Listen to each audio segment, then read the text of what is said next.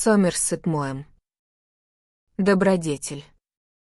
Мало что может сравниться с хорошей гаванской сигарой. Когда я был молод и очень беден и курил сигару только тогда, когда кто-нибудь угощал меня, я твердо решил, что, если у меня когда-нибудь появятся деньги, я буду выкуривать по сигаре каждый день после обеда и после ужина. Это единственное решение моей юности, которое я сдержал. Это единственное из моих достигнутых амбициозных устремлений, которое никогда не было омрачено разочарованием. Мне нравится сигара мягкая, но с насыщенным вкусом, не настолько маленькая, чтобы закончиться до того, как вы успеете ее почувствовать, и не настолько большая, чтобы стать обузой, свернутая так, чтобы тянуться без малейшего усилия с вашей стороны, с покровным листом настолько плотным, чтобы не размокать на ваших губах, и в таком состоянии, чтобы сохранять свой аромат до самого конца. Но когда вы делаете последнюю затяжку, откладываете бесформенную окурку и наблюдаете, как последнее облачко дыма голубым маревом тает в окружающем воздухе, невозможно, если у вас чувствительная натура, не ощутить известную печаль при мысли обо всем том труде, заботе и стараниях, которые были затрачены, о мыслях, хлопотах и сложной организации, которые потребовались для того, чтобы доставить вам полчаса удовольствия. Ради этого люди томились долгие годы под тропическим солнцем, а корабли бороздили 7 морей. Эти размышления становятся еще более болезненными, когда вы едите дюжину устриц с половиной бутылки сухого белого вина, и становятся почти невыносимыми, когда дело доходит до бараньей котлеты. Ибо это животные, и есть что-то внушающее трепет в мысли о том, что с тех пор, как поверхность Земли стала способна поддерживать жизнь, из поколения в поколение на протяжении миллионов и миллионов лет существа появлялись на свет лишь для того, чтобы окончить свой путь на блюде с колотым льдом или на серебряном гриле. Возможно, ленивое воображение не способно постичь все ужасное величие поедания устрицы, да и эволюция научила нас тому, что двустворчатый моллюск на протяжении веков держался особняком, что неизбежно лишает его нашего сочувствия. В нем есть некоторая отстраненность, которая оскорбляет возвышенный человеческий дух, и самодовольство, которое противно его тщеславию. Но я не знаю, как кто-либо может смотреть на баранью котлету без мыслей, слишком глубоких для слез. Здесь сам человек приложил руку, и история человеческого рода неразрывно связана с этим нежным кусочком на вашей тарелке. И иногда даже над судьбой человеческих существ любопытно поразмыслить.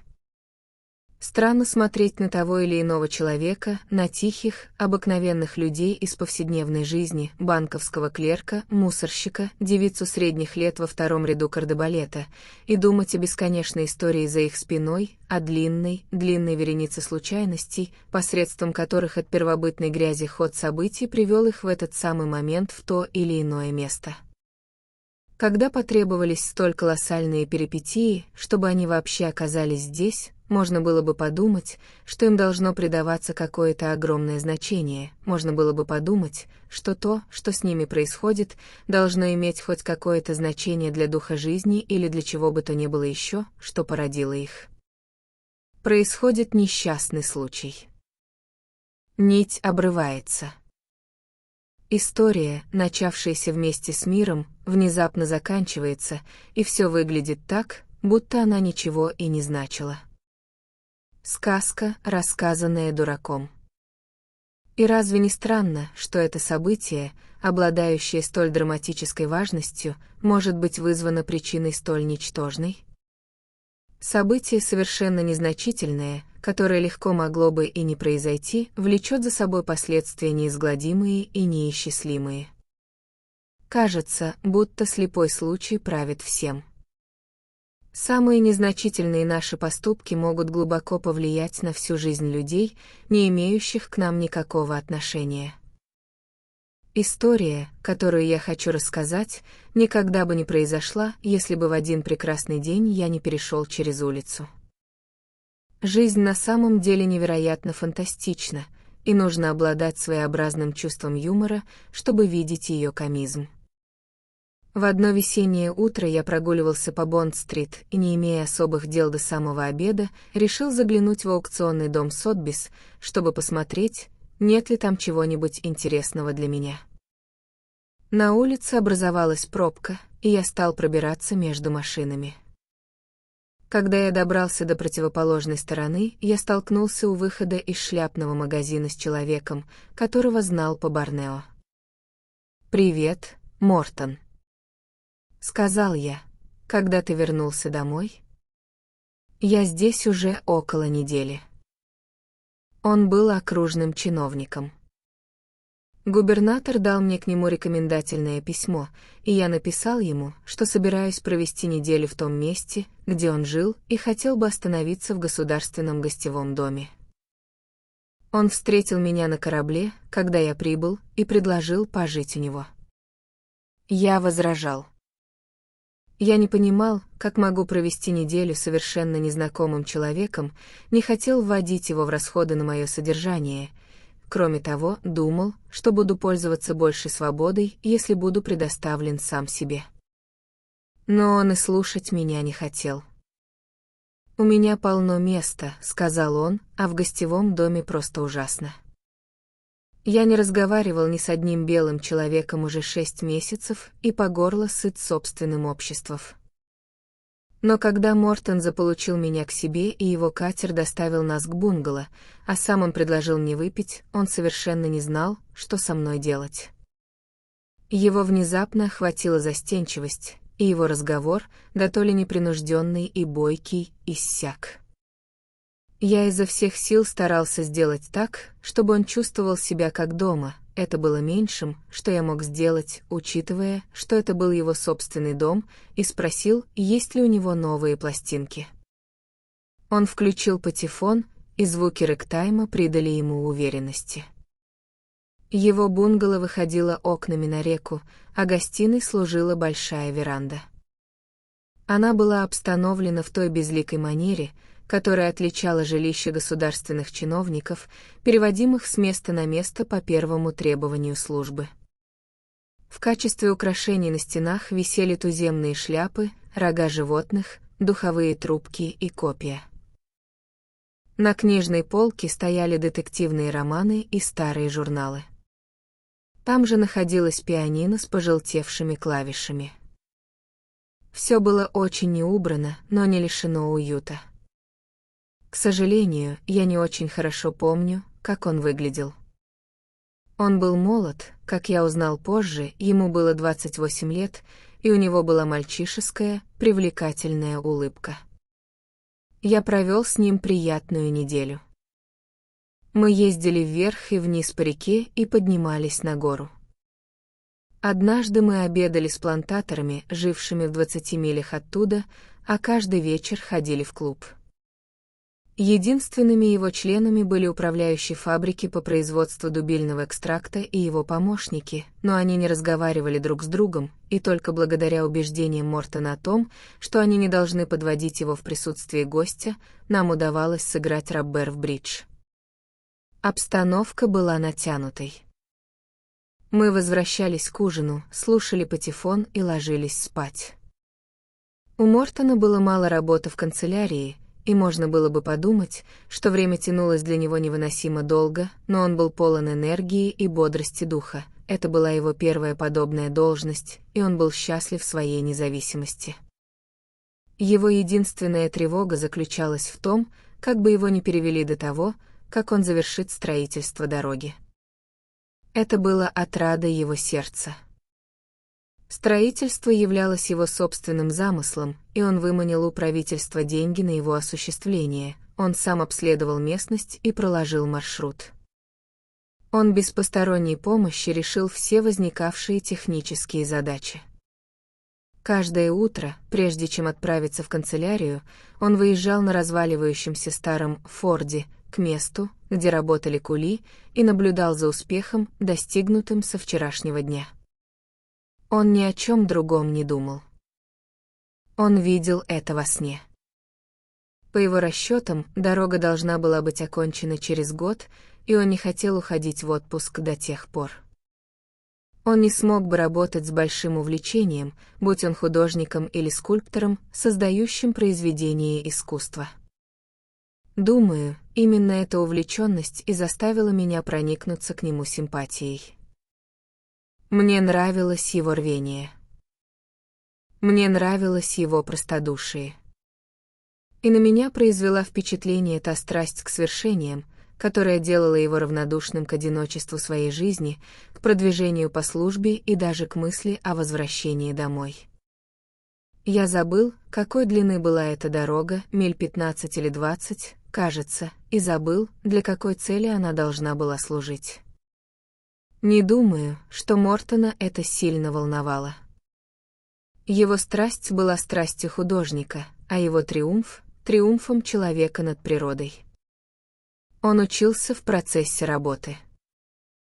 Ему приходилось бороться с джунглями, проливными дождями, уничтожавшими труд нескольких недель, и особенностями рельефа. Ему приходилось собирать рабочих и удерживать их вместе, у него было недостаточно средств. Его воображение поддерживало его. Его труды приобрели своеобразный эпический размах, а перипетии работы превратились в грандиозную сагу, разворачивавшуюся с бесконечным множеством эпизодов. Единственной его жалобой было то, что день слишком короток.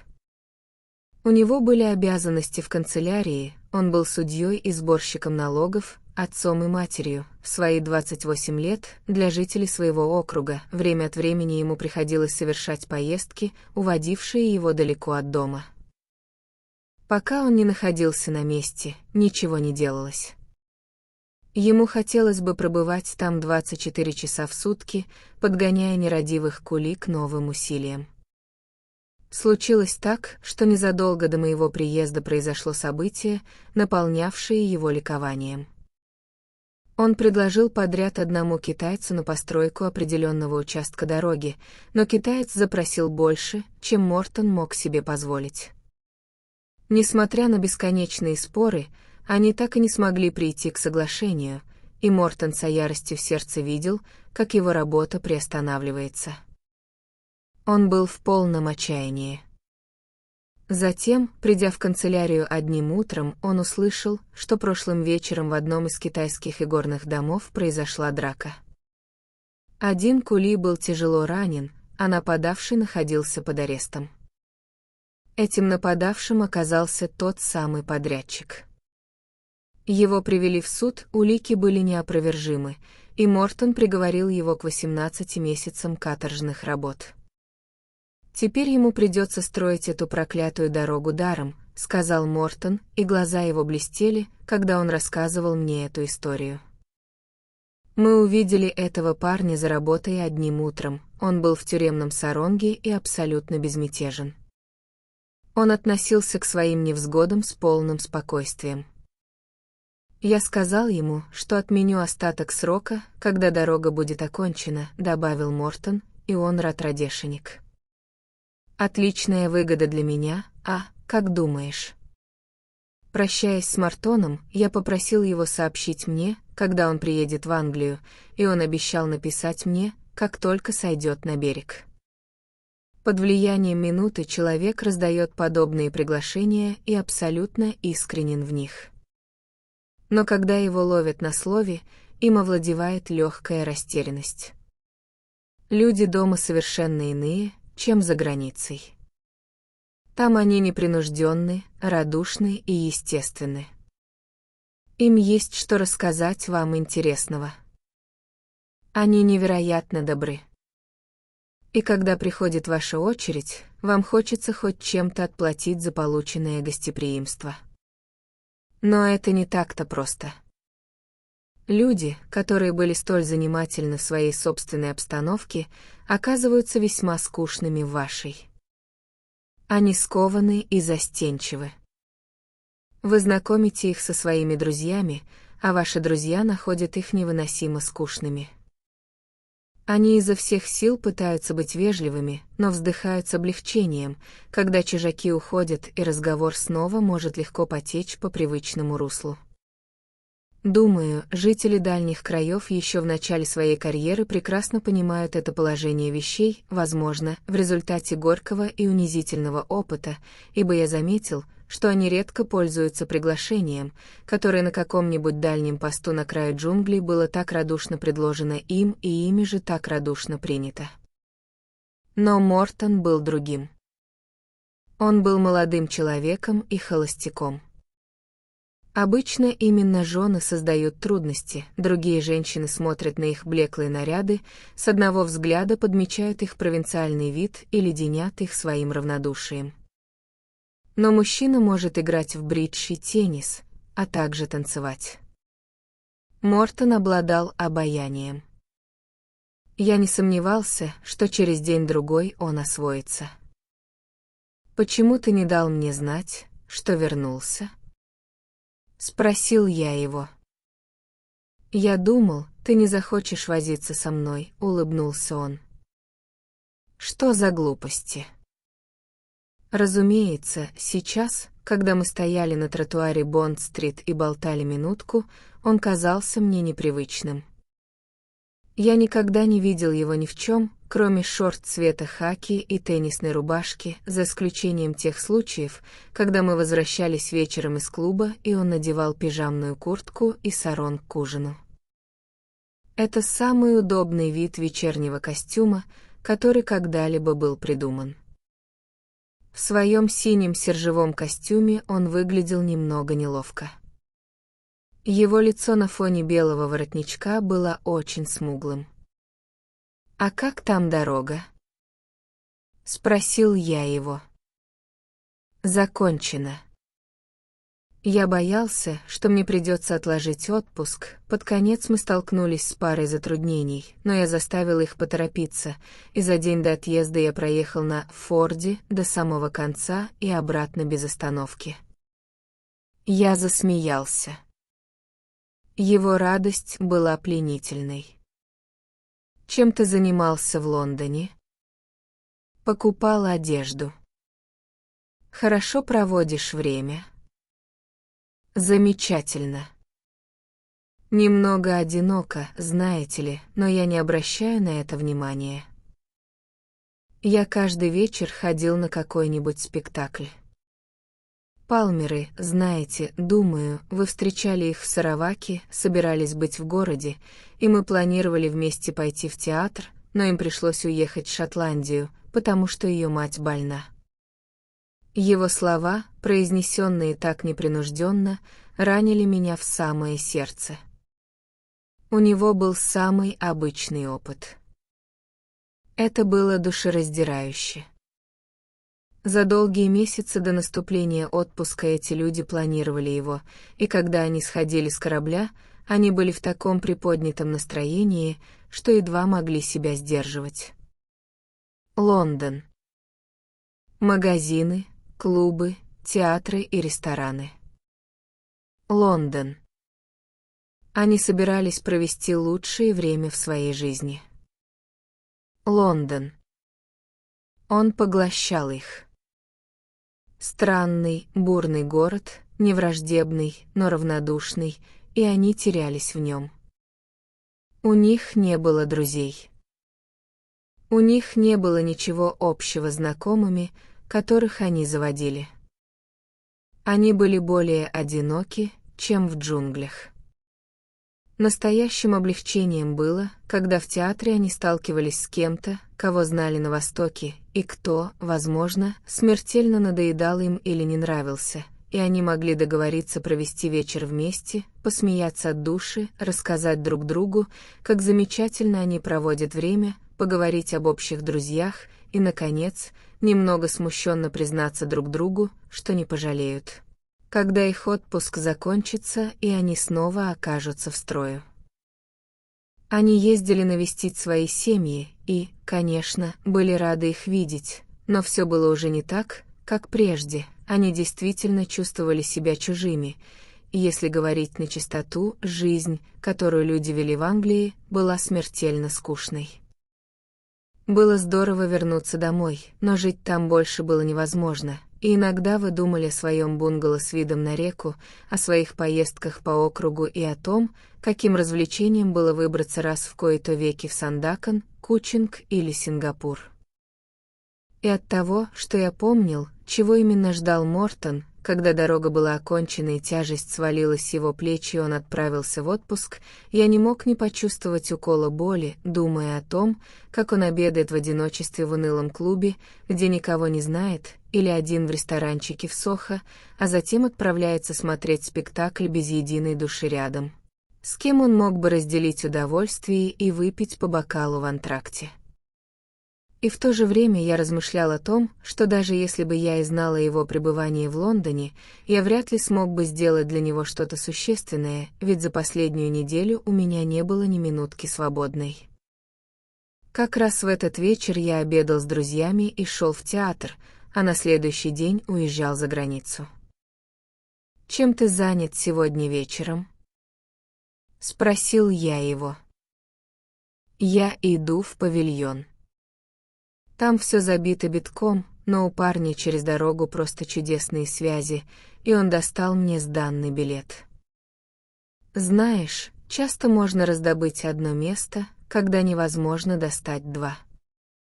Почему бы тебе не поужинать со мной? Я веду людей в театр Хаймаркет, а после этого мы собираемся в Сирос. С удовольствием. Мы договорились встретиться в 11, и я оставил его, чтобы успеть на назначенную встречу.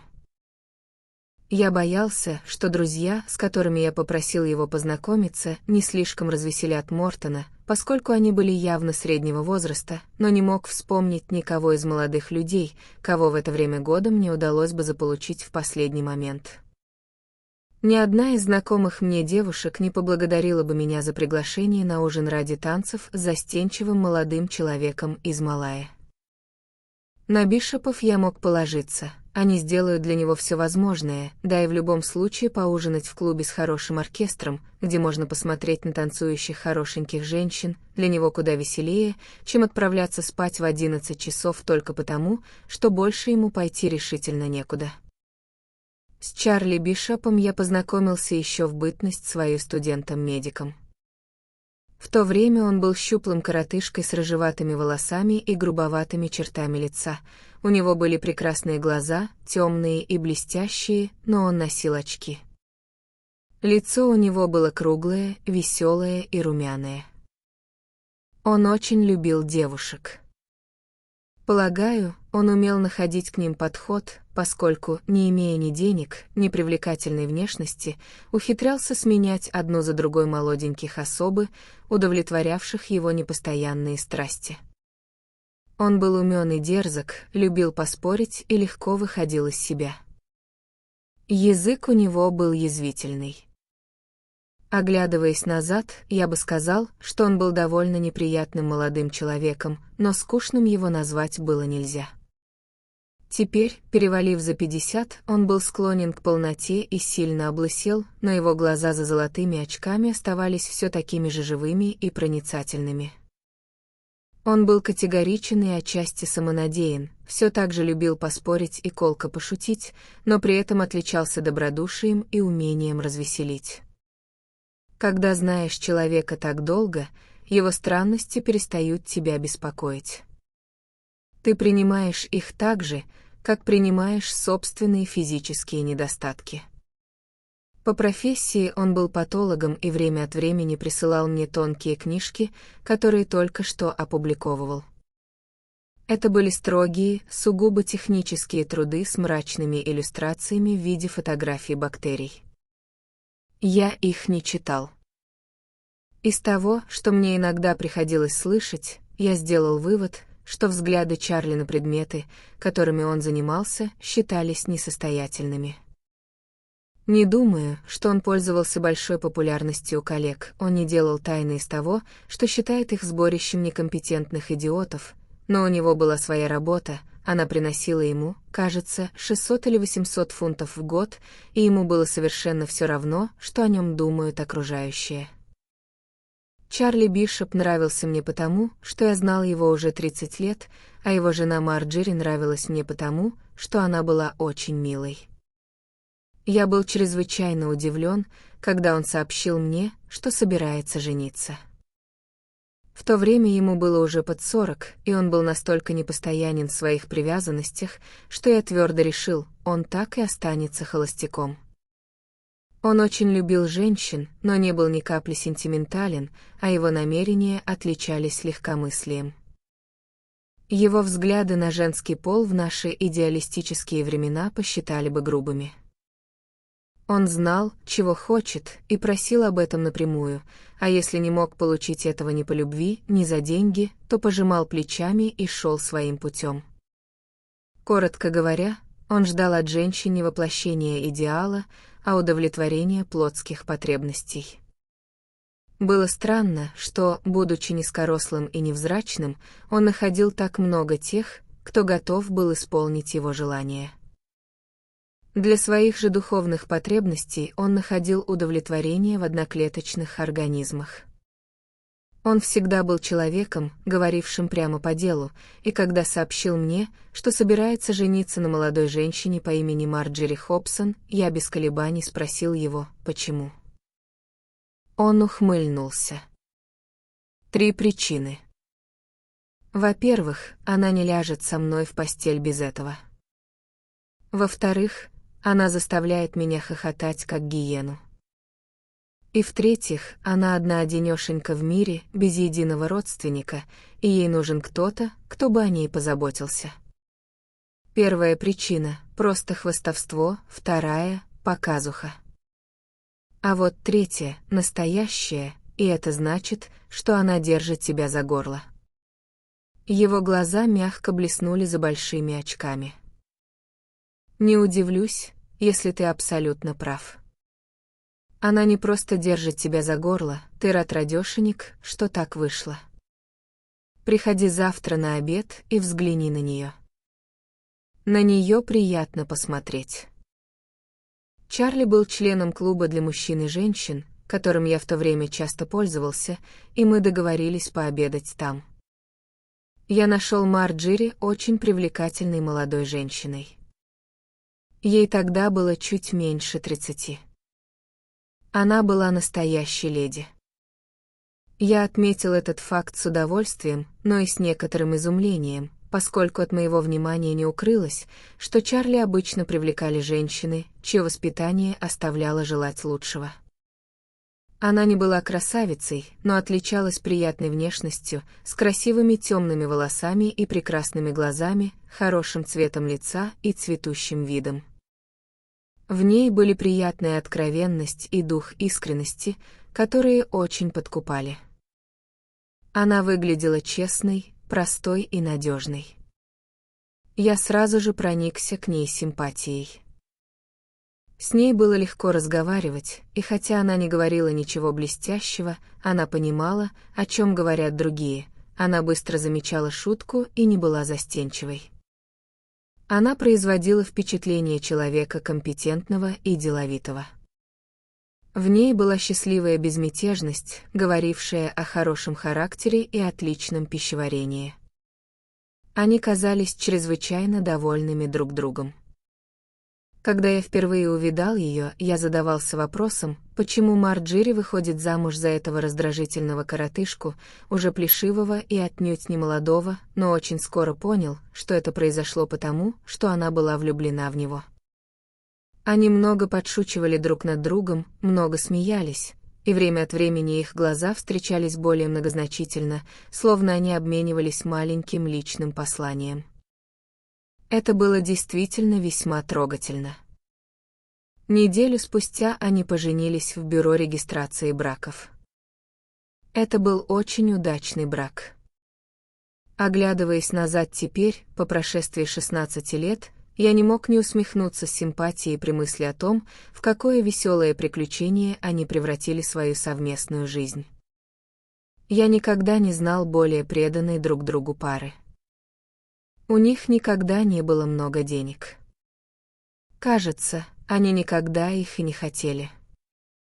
У них не было никаких амбиций. Их жизнь была пикником, который никогда не заканчивался.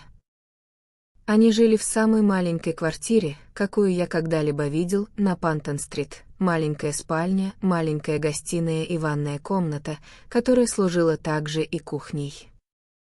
Но у них не было чувства дома, они питались в ресторанах и только завтракали в квартире. Это было просто место для сна. Там было уютно, хотя третий человек, зашедший на виски с содовой, создавал тесноту, а Марджери с помощью приходящей уборщицы поддерживала там такой порядок, какой только допускала неряшливость Чарли, но в доме не было ни единой вещи с личным оттенком.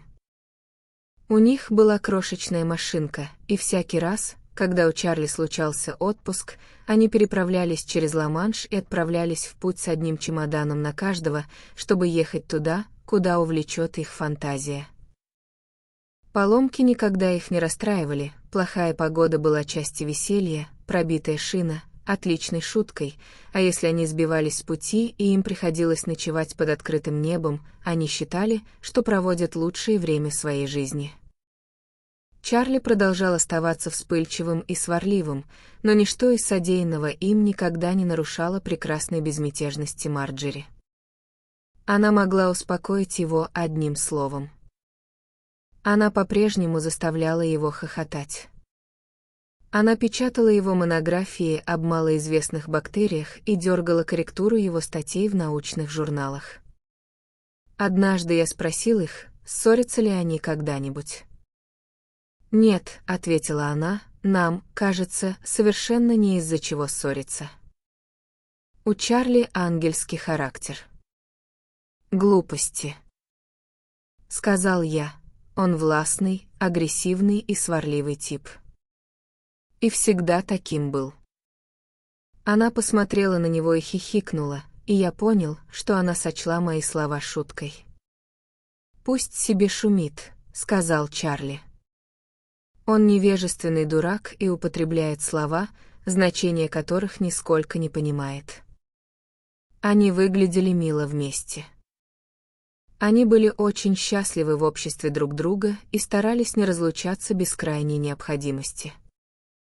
Даже спустя столько лет брака Чарли каждый день во время обеденного перерыва садился в машину и ехал на Вест-Энд, чтобы встретиться с Марджери в ресторане.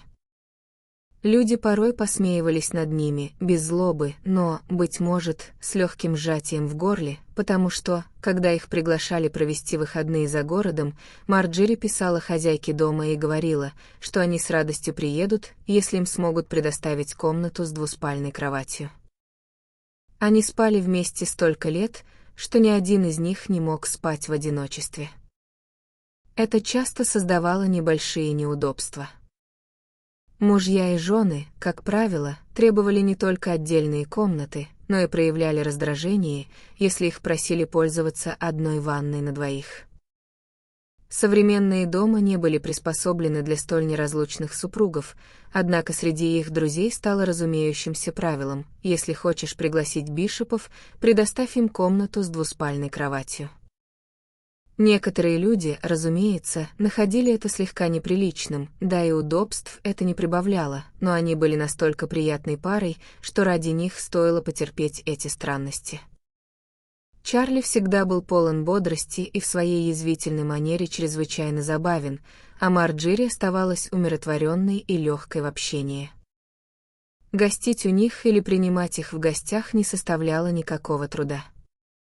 Ничто не доставляло им большего удовольствия, чем возможность отправляться вдвоем на долгие прогулки по сельской местности. Когда мужчина женится, его жена рано или поздно отдаляет его от старых друзей, но Марджери, напротив, лишь укрепляла близость Чарли с ними.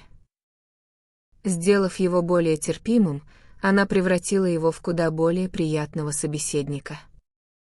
Они производили впечатление не супружеской пары, а скорее, и весьма забавно, двух холостяков среднего возраста, живущих под одной крышей, и когда Марджери, как водится, оказывалась единственной женщиной в компании полдюжины жизнерадостных, спорливых и острословных мужчин, она нисколько не мешала дружеской атмосфере, а лишь украшала ее. Всякий раз, бывая в Англии, я встречался с ними. Они обычно ужинали в том самом клубе, о котором я упоминал, и если я оказывался один, то присоединялся к ним. Когда мы встретились в тот вечер, чтобы перекусить перед походом в театр, я сказал им, что пригласил Мортона на ужин. «Боюсь, он покажется вам немного скучным», — сказал я. «Но он очень славный парень и был невероятно добр ко мне, когда я жил на Борнео». «Почему ты не дал мне знать раньше?» — воскликнула Марджери. «Я бы пригласила какую-нибудь девушку». «Зачем тебе девушка?» — отрезал Чарли. «Там будешь ты». «Не думаю, что молодому человеку доставит удовольствие танцевать с женщиной моих преклонных лет», — сказала Марджери. «Чёртом с два. При чем тут твой возраст?» Он повернулся ко мне. «Ты когда-нибудь танцевал с кем-то, кто танцует лучше?» Я танцевал, но она действительно танцевала очень хорошо. Она двигалась легко и прекрасно чувствовала ритм. «Никогда», — искренне ответил я. Мортон ждал нас, когда мы прибыли в Сирос. В вечернем костюме он выглядел очень загорелым. Возможно, именно от того, что я знал, что этот костюм пролежал запакованным в жестяном ящике с нафталином 4 года, мне казалось, будто он чувствует себя в нем не совсем в своей тарелке. В шортах цвета хаки ему явно было куда привычнее. Чарли Бишоп был прекрасным рассказчиком и любил послушать самого себя. Мортон же стеснялся. Я угостил его коктейлем и заказал шампанского. У меня было чувство, что он с радостью потанцевал бы, но я не был уверен, придет ли ему в голову пригласить Марджери. Я остро осознавал, что все мы принадлежим к другому поколению. «Думаю, мне стоит сказать тебе, что миссис Бишоп великолепно танцует», — заметил я. «Правда». Он слегка покраснел. «Вы потанцуете со мной?» Она встала, и они вышли на паркет. В тот вечер она выглядела особенно мило, ничуть не нарядно, и я не думаю, что ее простое черное платье стоило больше 6 гиней, но она выглядела настоящей леди. Ее преимуществом были чрезвычайно красивые ноги, а в то время юбки все еще носили очень короткие. Полагаю, на ней был легкий макияж, но по сравнению с другими женщинами там она выглядела очень естественно. Короткая стрижка ей шла, волосы даже не были тронуты сединой и обладали привлекательным блеском. Она не была хорошенькой женщиной, но ее доброта, ее цветущий вид и отменное здоровье создавали, если и не иллюзию красоты, то, по крайней мере, чувство, что это совершенно неважно. Когда она вернулась к столу, ее глаза блестели, а на щеках играл яркий румянец. «Как он танцует?» — спросил ее муж. «Божественно». «С вами очень легко танцевать», — сказал Мортон. Чарли продолжил свою речь. Он обладал сардоническим юмором и был интересен тем, что сам увлекался тем, о чем говорил. Но он рассуждал о вещах, о которых Мортон не имел ни малейшего представления, и хотя тот слушал с вежливым проявлением интереса, я видел, что он слишком взволнован веселой обстановкой, музыкой и шампанским, чтобы уделять внимание разговору. Когда снова заиграла музыка, его глаза тут же отыскали взгляд Марджери. Чарли перехватил этот взгляд и улыбнулся. «Потанцуй с ним, Марджери. Мне полезно для фигуры смотреть, как ты двигаешься». Они снова отправились танцевать, и на мгновение Чарли проводил ее нежным взглядом. Марджери проводит время лучше некуда. Она обожает танцевать, а я от этого только пыхчу и отдуваюсь. А юноша вполне неплох. Мой небольшой вечер удался на славу, и когда мы с Мортоном, попрощавшись с Бишопами, вместе пошли в сторону Пикадилли Серкус, он горячо поблагодарил меня. Он действительно получил огромное удовольствие. Я попрощался с ним. На следующее утро я уехал за границу. Мне было жаль, что я не смог сделать большего для Мортона, и я знал, что к моменту моего возвращения он уже будет на пути обратно на Борнео. Время от времени я бегло вспоминал о нем, но к осени, когда я вернулся домой, он и вовсе вылетел у меня из головы. Проведя в Лондоне около недели, я как-то вечером случайно заглянул в клуб, членом которого состоял и Чарли Бишоп. Он сидел с 3 или 4 моими знакомыми, и я подошел к ним. Я не видел никого из них с самого своего возвращения. Один из них, человек по имени Билл Марш, чья жена Дженнет была моей близкой подругой, предложил мне выпить. «Откуда ты свалился?» — спросил Чарли. «Что-то тебя давно не было видно».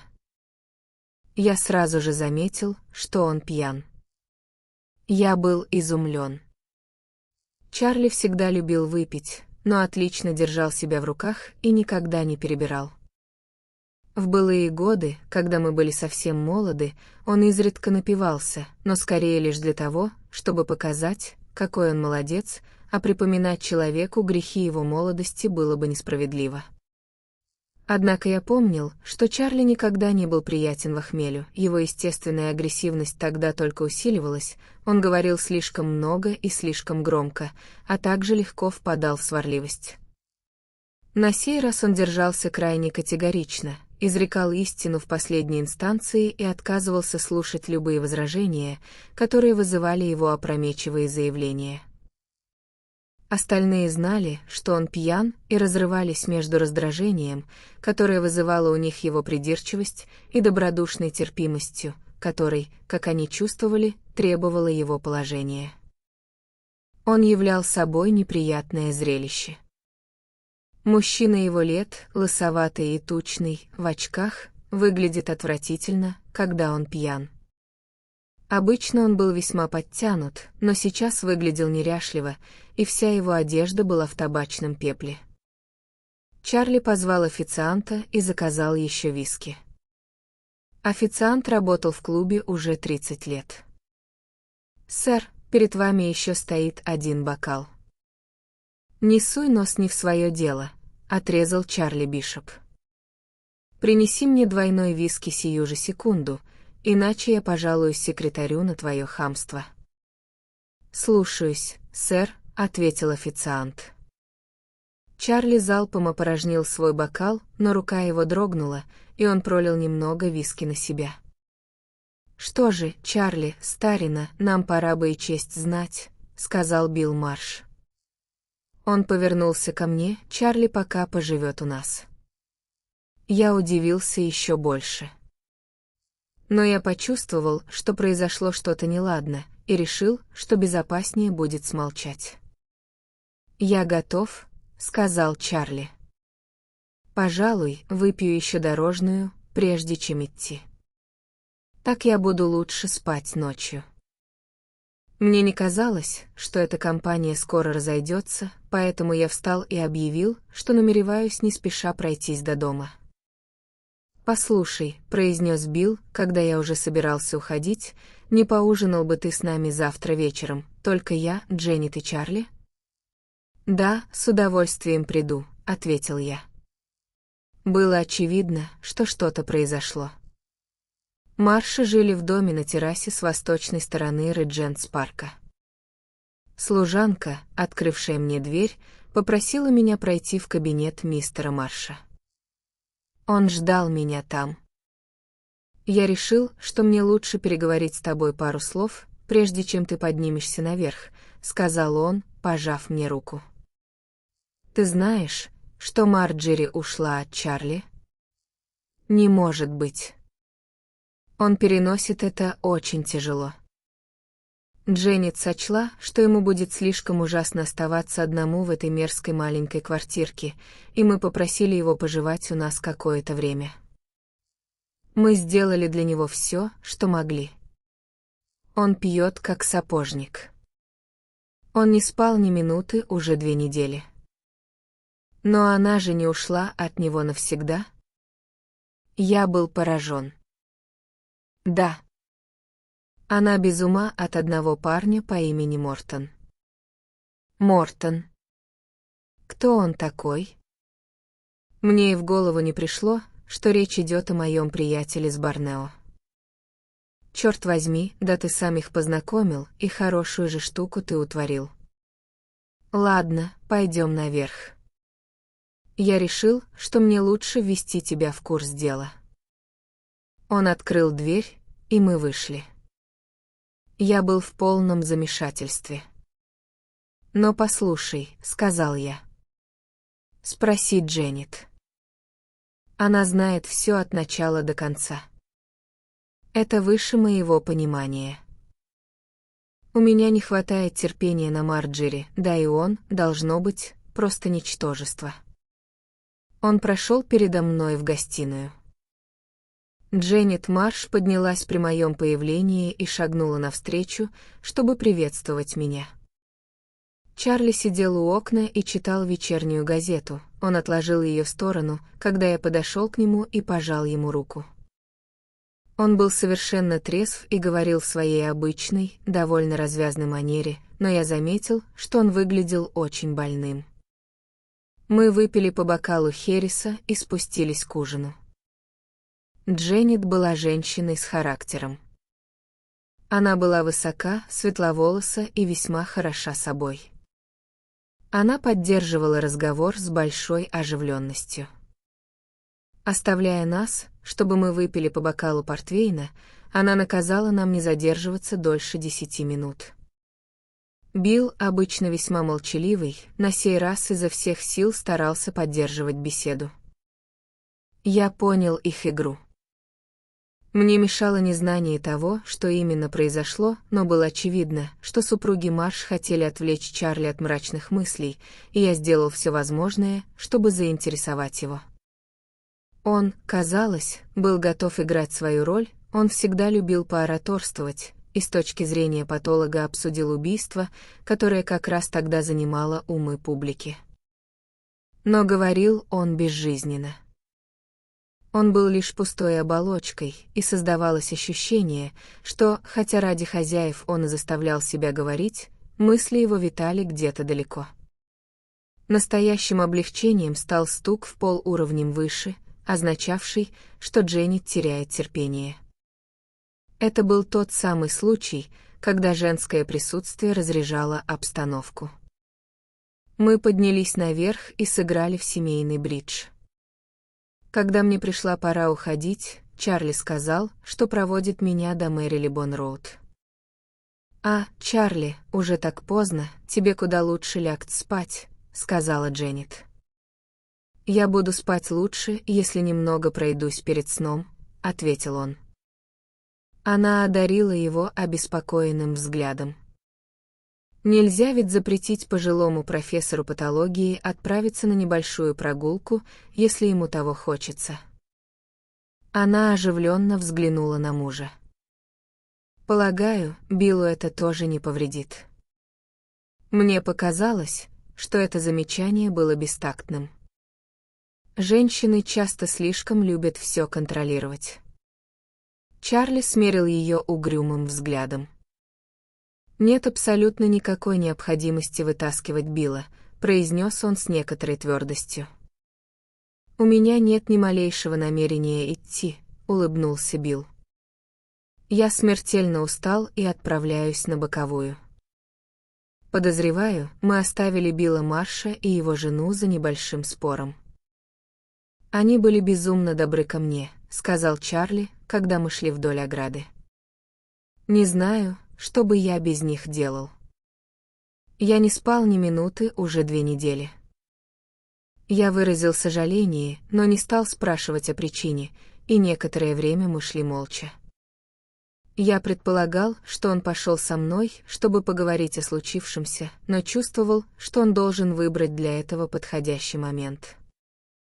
Мне хотелось проявить сочувствие, но я боялся сказать что-то не то, мне не хотелось казаться человеком, который страстно жаждет вытянуть из него откровение. Я не знал, как навести его на этот разговор.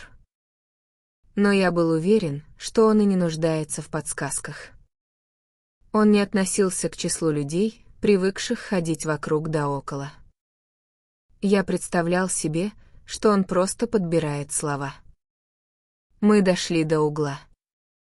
«Ты сможешь поймать такси у церкви», — сказал он. «А я пройдусь еще немного. Доброй ночи». Он кивнул и поплелся дальше. Я был ошеломлен. Мне ничего не оставалось, кроме как медленно идти дальше, пока я не найду машину. На следующее утро я принимал ванну, когда телефонный звонок заставил меня вылезти из воды, и я с полотенцем вокруг мокрого тела поднял трубку. Это была Дженнет. «Ну, и что ты думаешь обо всем этом?» — спросила она. «Похоже, ты заставил Чарли прождать тебя довольно долго вчера вечером». Я слышала, как он вернулся домой в 3 часа ночи. «Он оставил меня на Мэрилибон-роуд», — ответил я. «Он вообще ничего мне не сказал». «Неужели?» В голосе Дженнет звучало что-то, подсказывавшее, что она готова к долгому разговору со мной. Я подозревал, что телефон стоит у нее прямо возле кровати. «Послушай», — быстро сказал я, — «я принимаю ванну». «А, у тебя телефон в ванной?» Оживленная, как мне показалось, с завистью спросила она. «Нет, не в ванной», — ответил я резко и твердо. «И с меня капает прямо на ковер». «А?» Я почувствовал разочарование в ее тоне и легкую тень раздражения. «Что же, когда я могу тебя увидеть? Ты можешь прийти ко мне в 12?» Это было неудобно, но я был не готов вступать в спор. «Да, до свидания». Я повесил трубку до того, как она успела сказать что-либо еще. На небесах, когда блаженные пользуются телефоном, они говорят только то, что необходимо, и не слова сверх того. Я был очень привязан к Дженнет, но знал, что ничто не будоражило ее так, как несчастье друзей. Она всегда искренне рвалась помочь им, но ей непременно нужно было находиться в самом центре их проблем. Она была товарищем в беде. Чужие дела служили для нее хлебом и пищей. Нельзя было завести любовный роман, чтобы она каким-то образом не оказалась вашей поверенной, или оказаться втянутым в бракоразводный процесс, не обнаружив, что и ее пальчики приложены к этому делу. При всем при том она была очень милой женщиной. Я не мог не усмехнуться про себя, когда в полдень меня провели в гостиную Дженнет, и я заметил сдерживаемое азартное одушевление, с которым она меня встретила. Она была глубоко расстроена катастрофой, постигшей Бишопов, но происходящее так захватывало ее, и она была вне себя от восторга, имея возможность рассказать все это кому-то новому. У Дженнет был тот самый деловитый вид предвкушения, какой бывает у матери, когда она обсуждает с семейным врачом первые роды своей замужней дочери. Дженнет сознавала, что дело это крайне серьезное, и ни за что на свете не хотела, чтобы ее посчитали легкомысленной, но была твердо намерена извлечь из сложившейся ситуации ровно 100% впечатлений. Я имею в виду, никто не мог быть более шокирован, чем я, когда Марджери сказала мне, что наконец-то твердо решила уйти от Чарли, произнесла она с гладкостью человека, повторяющего одно и то же одними и теми же словами по меньшей мере в 12-й раз. Они были самой преданной парой, какую я только знала. Это был идеальный брак. Они ладили душа в душу. Конечно, мы с Биллом тоже души друг в друге не чаем, но время от времени у нас бывают ужасные скандалы. Я имею в виду, иногда я готова его убить.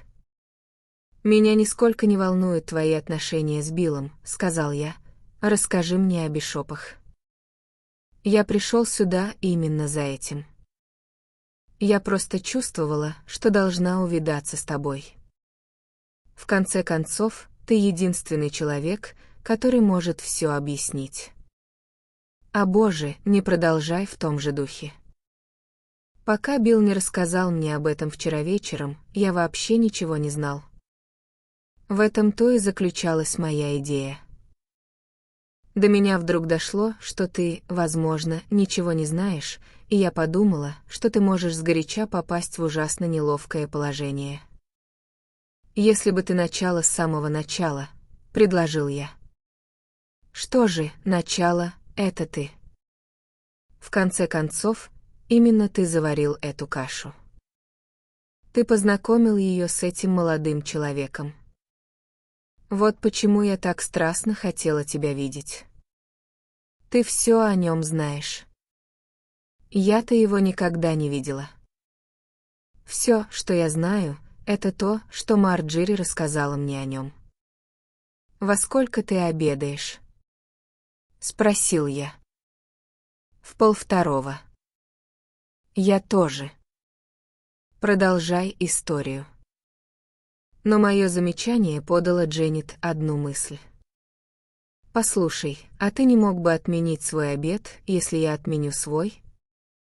Мы могли бы перекусить прямо здесь. Я уверена, что в доме найдется немного холодного мяса, и тогда нам не придется торопиться. Мне все равно не нужно быть у парикмахера до 3 часов». «Нет, нет, нет», — возразил я, — «мне совсем не нравится эта идея. Я уйду отсюда самое позднее в без 21. Тогда мне придется все рассказывать на полной скорости». «Что ты думаешь о Джерри?» «Кто такой Джерри?» «Джерри Мортон. Его зовут Джеральд». «Откуда мне было это знать?» «Ты же жил у него». «Неужели там не лежало никаких писем?»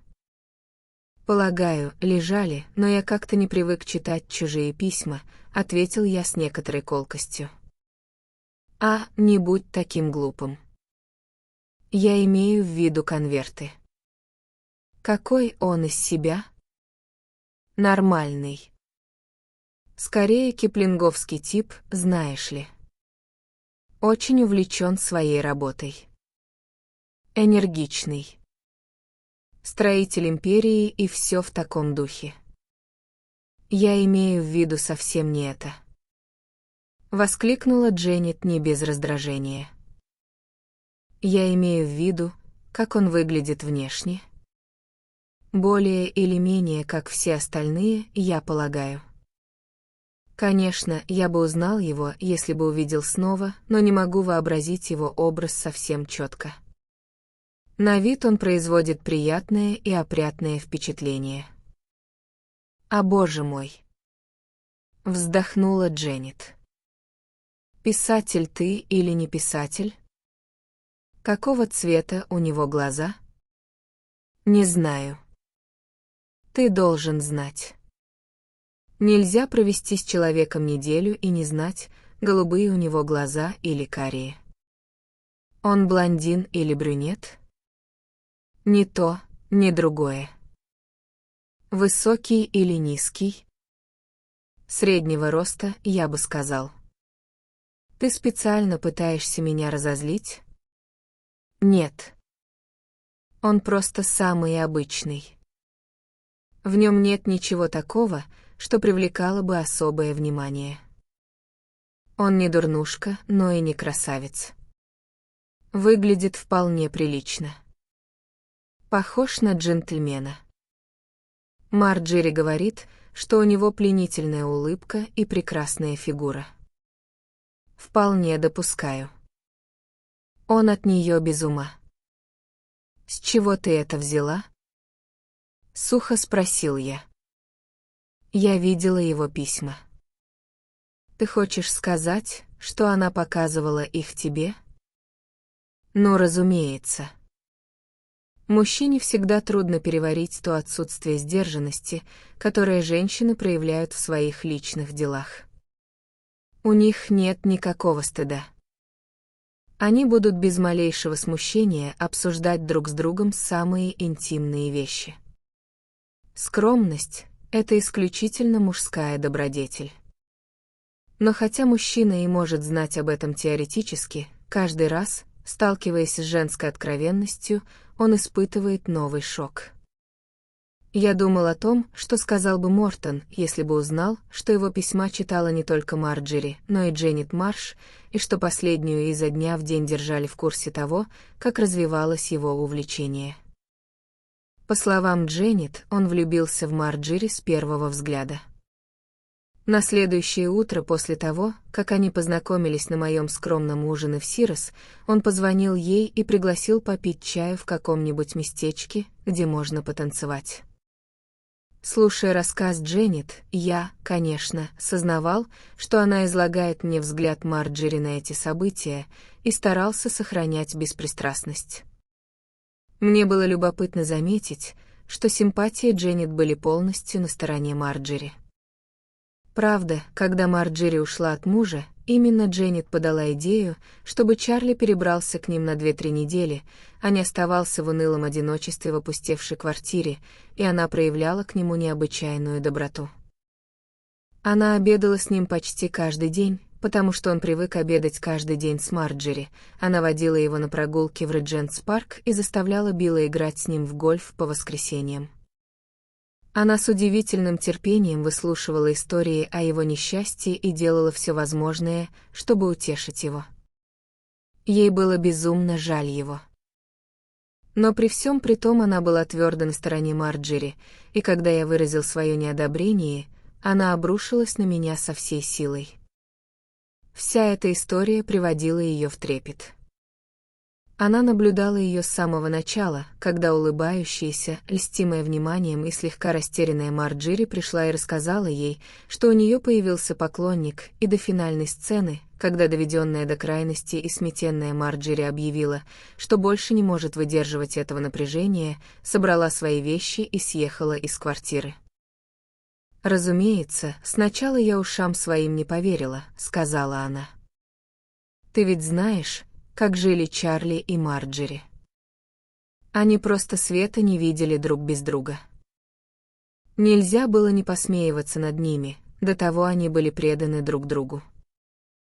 Я никогда не считала его приятным человеком, да и видит Бог, внешне он был далеко не красавец, но его невозможно было не любить за то, что он был так невероятно добр к Марджери. Иногда я ей даже по-хорошему завидовала. У них не было денег, и жили они как придется, но были безумно счастливы. Конечно, я и помыслить не могла, что из этого что-нибудь выйдет. Марджери это скорее забавляло. «Естественно, я не принимаю все это чересчур всерьез», — говорила она мне, «но иметь поклонника в моем возрасте довольно весело. Мне годами не дарили цветов. Мне даже пришлось попросить его больше ничего не присылать, потому что Чарли посчитает это глупостью. Он не знает ни души в Лондоне, обожает танцевать и говорит, что я танцую как богиня. Ему так уныло ходить в театр одному, и мы уже 2 или 3 раза вместе побывали на дневных спектаклях. Просто трогательно видеть, как он благодарен, когда я соглашаюсь пойти с ним куда-нибудь. «Должна признать», — сказала я, — «он кажется милашкой». «Так и есть», — ответила она. «Я знала, что ты поймешь. Ты ведь не осуждаешь меня, правда?» «Конечно нет, дорогая», — ответила я, — «неужели ты знаешь меня так плохо? Я бы на твоем месте поступила точно так же». Марджери не делала тайны из своих прогулок с Мортоном, и ее муж добродушно подшучивал над ней и ее ухажером. Но он считал его очень вежливым, приятным молодым человеком и был рад, что у Марджери есть компания, пока он занят. Ему и в голову не приходило ревновать. Они несколько раз ужинали втроем и ходили на представления. Но вскоре Джерри Мортон стал умолять Марджери провести с ним вечер наедине. Она говорила, что это невозможно, но он был настойчив и не давал ей покоя. Наконец она пришла к Дженнет и попросила ее как-нибудь позвонить Чарли, пригласить его на ужин и предложить сыграть 4-м в бридж. Чарли никуда не ходил без жены, но Марши были старыми друзьями, и Дженнет настояла на своем. Она выдумала какую-то историю с потолка, из-за которой его согласие казалось чрезвычайно важным. На следующий день они с Марджери встретились. Вечер прошел восхитительно. Они поужинали в Мейденхеде, танцевали там, а затем ехали домой сквозь летнюю ночь. «Он говорит, что без ума от меня», — рассказала ей Марджери. «Он тебя целовал?» — спросила Дженнет. «Ну, разумеется», — хмыкнула Марджери. «Не будь глупышкой, Дженнет. Он невероятно мил и, знаешь, у него такой прекрасный характер. Конечно, я не верю и половине того, что он мне говорит. Дорогая, ты ведь не собираешься в него влюбиться?» «Увы, уже влюбилась», — ответила Марджери. «Милая, но разве это не будет немного неловко?» «А, это ненадолго. В конце концов, осенью он возвращается на Борнео. Что же, нельзя отрицать, что от всего этого ты выглядишь на несколько лет моложе. Я знаю, и я чувствую себя на несколько лет моложе». Вскоре они стали встречаться каждый день. Они виделись по утрам, вместе гуляли по парку или ходили в картинную галерею. Затем расставались, чтобы Марджери могла пообедать с мужем, а после обеда встречались снова и ехали на машине за город или куда-нибудь на реку. Марджери ничего не говорила мужу. Она вполне естественно полагала, что он ее не поймет. «Как же получилось, что ты так и не познакомилась с Мартоном?» — спросил я Дженнет. Она сама этого не хотела. Понимаешь, мы ведь с Марджери из одного поколения. Я ее прекрасно понимаю. Понятно. Разумеется, я сделала все, что могла. Когда она ходила куда-нибудь с Джерри, предполагалось, что она проводит время со мной. Я отношусь к тем людям, которые любят расставлять все точки над «и». Они состоят в любовной связи? Спросил я. А нет. Марджери совершенно не из таких женщин. Откуда ты знаешь? Она бы мне сказала. Полагаю, что так. Конечно, я ее спрашивала. Но она категорически все отрицала, и я уверена, что она говорила мне правду. Между ними никогда ничего подобного не было. Мне это кажется довольно странным. Ну, понимаешь, Марджери — очень добродетельная женщина. Я пожал плечами. Она была абсолютно предана Чарли. Она ни за что на свете не стала бы обманывать его. Она не могла вынести мысли о том, чтобы иметь от него хоть какой-то секрет.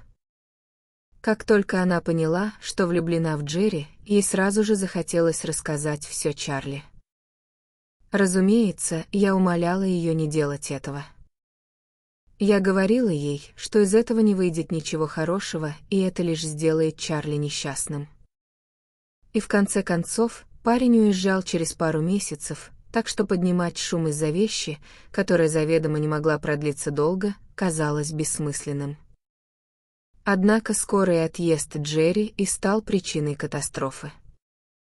Бишопы собирались отправиться за границу, как обычно, и планировали проехать на машине через Бельгию, Голландию и Северную Германию. Чарли вовсю был занят картами и путеводителями. Он собирал у друзей сведения об отелях и дорогах. Он ждал этого отпуска с бурным восторганием школьника. Марджери слушала его рассуждения с замирающим сердцем. Им предстояло отсутствовать 4 недели, а в сентябре Джерри уплывал. Она не могла вынести мысли о потере такой большой части того короткого времени, что им оставалось, и думка об автомобильном путешествии наполняла ее раздражением. По мере того, как промежуток времени становился все короче и короче, она нервничала все сильнее. Наконец она решила, что есть только один выход. «Чарли, я не хочу ехать в эту поездку», — внезапно перебила она его однажды, когда он рассказывал ей о каком-то ресторане, о котором только что услышал. «Я бы хотела, чтобы ты взял с собой кого-нибудь другого». Он уставился на нее с изумлением.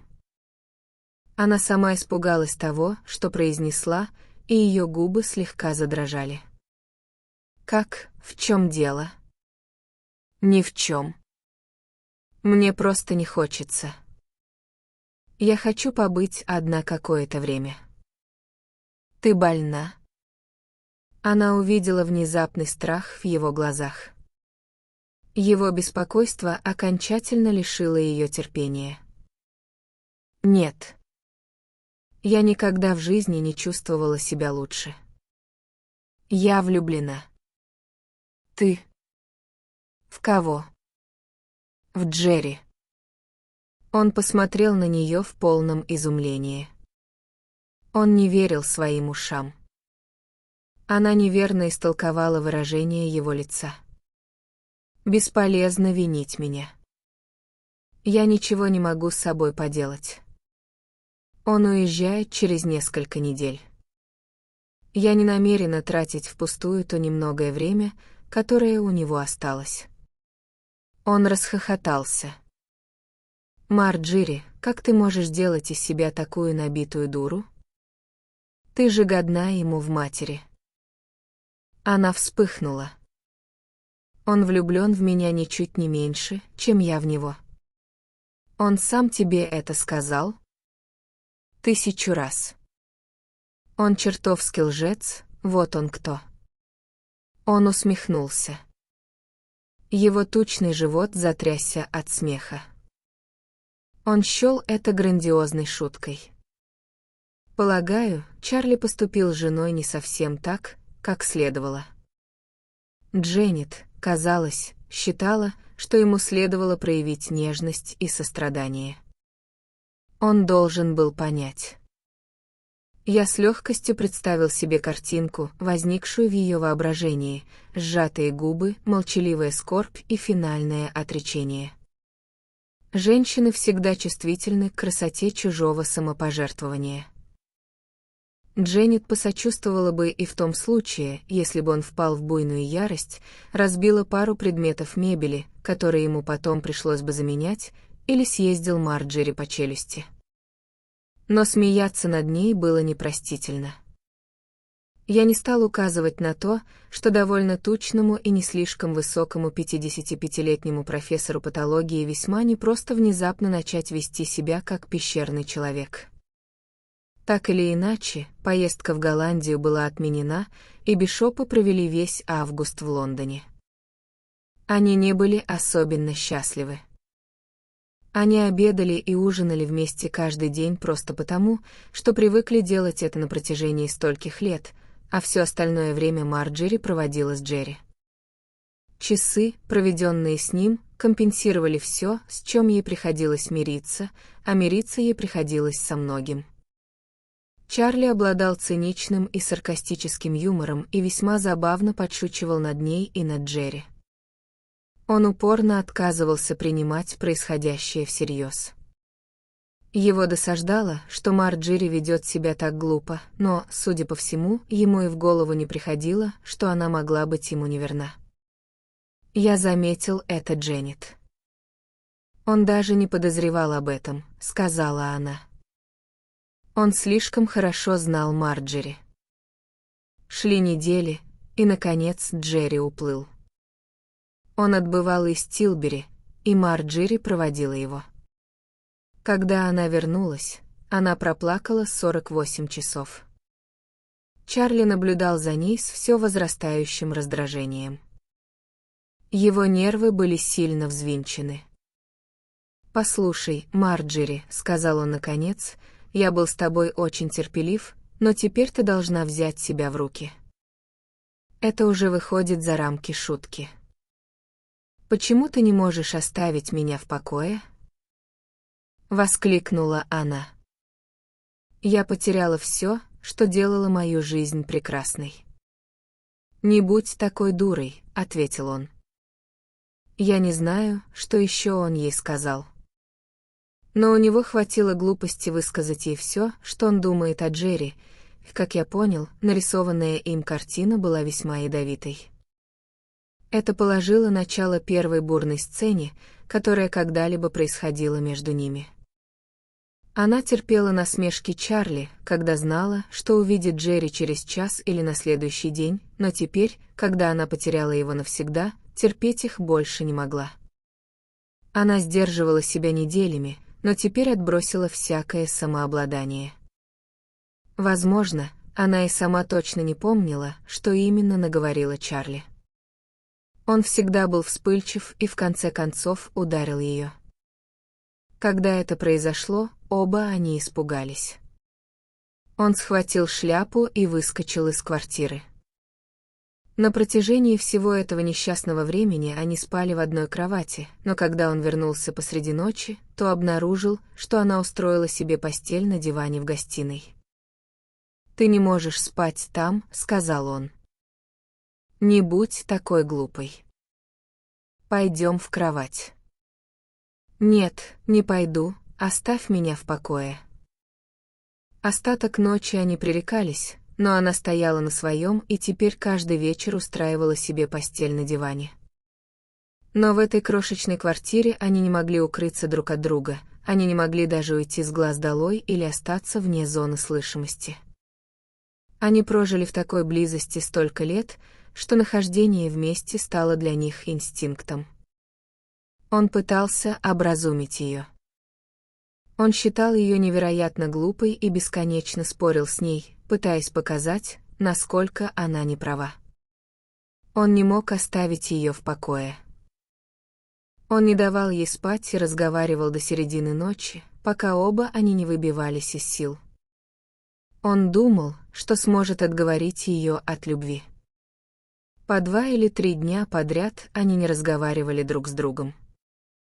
Затем в один прекрасный день, вернувшись домой, он застал ее горько плачущей, вид ее слез привел его в смятение, он стал говорить ей, как сильно любит ее, и пытался тронуть ее воспоминаниями обо всех счастливых годах, проведенных вместе.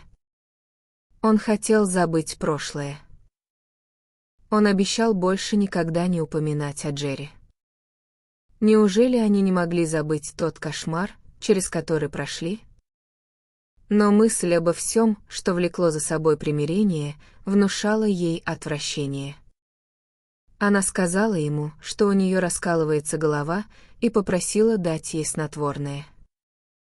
Она притворилась, что все еще спит, когда он уходил на следующее утро, но как только он ушел, собрала свои вещи и съехала. У нее было несколько безделушек, полученных в наследство, и, продав их, она выручила немного денег. Она сняла комнату в дешевом пансионе и скрыла свой адрес от Чарли. Именно тогда, когда он обнаружил, что она ушла от него, он окончательно сломался. Шок от ее бегства разрушил его. Он говорил Дженнет, что его одиночество невыносимо. Он писал Марджери, умоляя ее вернуться, и просил Дженнет замолвить за него словечко. Он был готов обещать все, что угодно, он унижался. Марджери оставалась непреклонной. «Как ты думаешь, она когда-нибудь вернется?» — спросил я Дженнет. Она говорит, что нет. Мне пора было уходить, так как время приближалось к 1:30, и я спешил на другой конец Лондона. 2 или 3 дня спустя я получил от Марджери телефонное сообщение с просьбой принять ее. Она предложила прийти ко мне домой. Я пригласил ее на чай. Я старался быть с ней любезным, ее дела были не моего ума дело, но в глубине души я считал ее очень глупой женщиной. Полагаю, моя манера общения была прохладной. Она никогда не была красавицей, и прошедшие годы мало ее изменили. У нее все еще были те самые прекрасные темные глаза, а ее лицо оставалось удивительно гладким, без единой морщинки. Она была одета очень просто, и если на ней и был макияж, то нанесен он был настолько искусно, что я его не заметил. В ней по-прежнему сохранялось все то же обаяние совершенной естественности и доброго юмора. «Я хочу, чтобы ты сделал для меня кое-что, если можешь», — начала она без лишних вопросов. «Что именно?» Чарли сегодня уходит от Марши и возвращается в квартиру. Боюсь, его первые несколько дней там будут довольно тяжелыми. Было бы ужасно мило с твоей стороны, если бы ты пригласил его на ужин или что-нибудь в этом роде. Я сверюсь со своим расписанием. Мне сказали, что он много пьет. Это такая жалость. Я бы хотела, чтобы ты сделал ему намек. Насколько я понимаю, в последнее время у него были некоторые домашние неприятности, сказал я, возможно, с некоторой желчью. Марджери вспыхнула. Она одарила меня болезненным взглядом. Она вздрогнула, словно я ее ударил. Разумеется, ты знаешь его куда дольше, чем меня. Вполне естественно, что ты принимаешь его сторону. Дорогая моя, по правде говоря, все эти годы я знал его главным образом из-за тебя. Он мне никогда особо не нравился, но я находил тебя невероятно милой. Она улыбнулась мне, и ее улыбка была очень сладкой. Она знала, что я говорю искренне. Как ты думаешь, я была ему хорошей женой? Идеальной. Он часто гладил людей против шерсти. Многие его не любили, но я никогда не находила его трудным. Он безумно любил тебя. Я знаю. Мы прекрасно проводили время вместе. На протяжении 16 лет мы были абсолютно счастливы. Она сделала паузу и опустила глаза. Но мне пришлось уйти от него. Это стало совершенно невыносимо. Эта собачья жизнь, которую мы вели под конец, была слишком ужасной. Я вообще не понимаю, почему двое людей должны продолжать жить вместе, если они этого не хотят. Понимаешь, для нас это было ужасно. Мы всегда жили в такой тесной близости. Мы никогда не могли укрыться друг от друга. Под конец я видеть его не могла. Не думаю, что эта ситуация была легкой для кого-то из вас. Я не виновата, что влюбилась. Понимаешь, это была совсем другая любовь, не такая, какую я чувствовала к Чарли. В том чувстве всегда было что-то материнское и защитное. Я была куда рассудительнее его. Он был неуправляем, но я всегда умела с ним сладить. Джерри был другим, ее голос стал мягким, а лицо преобразилось от светлого чувства. Он вернул мне мою молодость. Для него я была девчонкой, и я могла положиться на его силу и чувствовать себя в безопасности под его опекой. Он показался мне очень славным парнем, медленно произнес я. Полагаю, его ждет успех. Он был очень молод для той должности, которую занимал, когда я с ним столкнулся. Ему ведь сейчас только 29, верно? Она тихо улыбнулась. Она прекрасно поняла, к чему я клоню. Я никогда не делала тайны из своего возраста перед ним. Он говорит, что это не имеет никакого значения. Я знал, что это правда. Она была не из тех женщин, что стали бы лгать о своем возрасте. Она находила своеобразный суровый восторг в том, чтобы открывать ему всю правду о себе. «Сколько тебе лет?» 44. «Что ты собираешься делать теперь?» Я написала Джерри и сказала ему, что ушла от Чарли. Как только я получу от него ответ, я поеду к нему. Я был потрясен. Знаешь, колония, где он живет, весьма примитивна. Боюсь, ты найдешь свое положение довольно неловким. Он взял с меня обещание, что если после его отъезда моя жизнь станет невыносимой, я приеду к нему. Ты уверена, что разумно придавать такое значение словам, которые говорит влюбленный молодой человек? И снова это воистину прекрасное выражение восторга появилось на ее лице. Да, когда этот молодой человек, Джерри. Мое сердце сжалось. Какое-то время я молчал. Затем я рассказал ей историю о дороге, которую построил Джерри Мортон. Я придал ей драматизма и, кажется, изложил ее весьма эффектно. «Зачем ты мне это рассказал?» — спросила она, когда я закончил. Мне показалось, что это довольно хорошая история. Она покачала головой и улыбнулась. «Нет, ты хотел показать мне, что он очень молод, увлечен и настолько предан своей работе, что у него нет времени тратить его на другие интересы.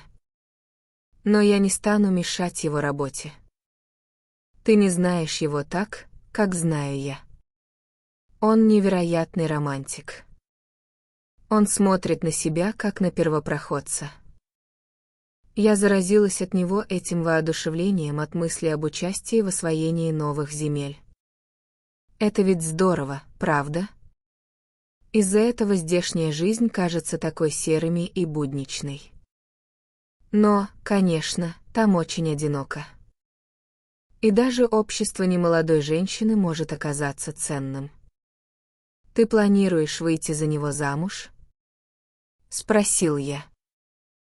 Я отдаю себя в его руки.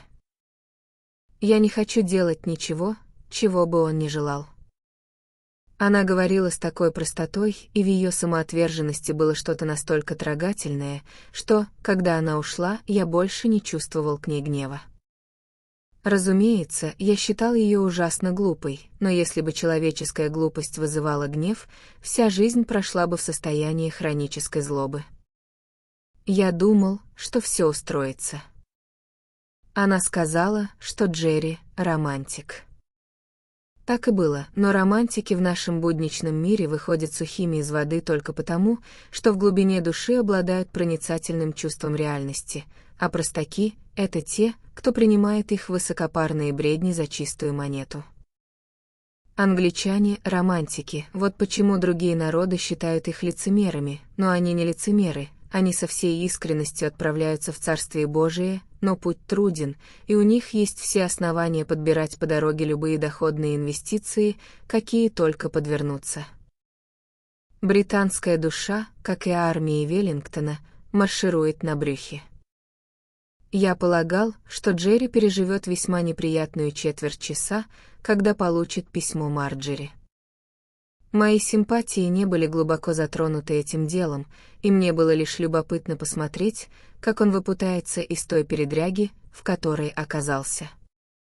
Я думал, что Марджери испытает горькое разочарование, что ж, это не причинит ей большого вреда, а затем она вернется к мужу, и я не сомневался, что эта парочка, умудренная опытом, проживет в мире, тишине и счастье остаток своих дней. События развернулись иначе. Случилось так, что я совершенно не мог договориться о встрече с Чарли Бишопом в течение нескольких дней, но я написал ему и пригласил поужинать со мной в один из вечеров на следующей неделе. Я предложил, хоть и с некоторой опаской, сходить в театр. Я знал, что он пьет как сапожник, а во хмелю становится шумным. Я надеялся, что он не устроит скандал в театре.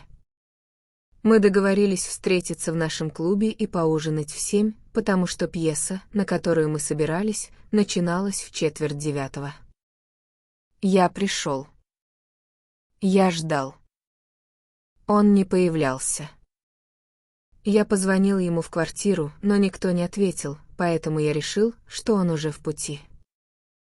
Я терпеть не могу пропускать начало спектакля и с нетерпением ждал в холле, чтобы, когда он придет, мы могли сразу подняться наверх.